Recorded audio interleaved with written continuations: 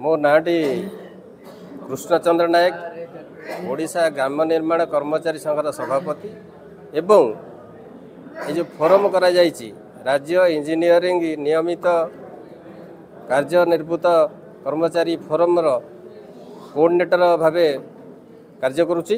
समस्या गोटे समस्या हूँ 12/4/93 पूर्व कार्यरत कर्मचारी माने 2009 रु 13 मसीह वार्चार्ज हेले तेणु ताकर पेंशन समस्या वर्तमान सुधा दूर होना।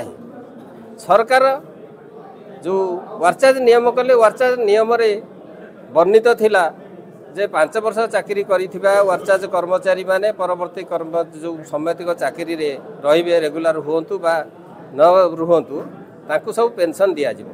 तेणु एमाने सब 30 रु 40 वर्ष चाकरी करला परे एमानकु वर्तमान पेंशन रु विरत रखा जायछि।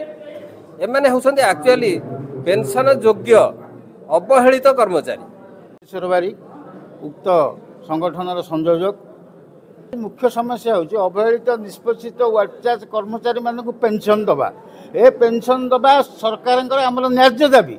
आमको 15/5/97 मसीह सर्कुलर बाहर कले जी 12/4/93 मसीहा पूर्व थो से रेगुलर हम पेंशनभुक्त हम किंतु से नियम को सरकार कार्यकारी कले आसी 2007 मसीह कार्यकारी कले कहले 1/1/2004 पेंशन बंद हो जाए तुम पेंशनभुक्त हो पार ना। आम संगठन माध्यम दाबी करने चाहूँ से नियम आम प्रति जमा लागू हम ना। जदि सरकार 5 वर्ष आसी पेंशन ने आम वेतनभोगी कर्मचारी 40 वर्ष रही कहीं पेंशन नबू से न्याज्य दाबी हासिल करने रास्ता सरकार सहित लड़ाई हम और जहाँ क्षति हम सरकार दायी रहे।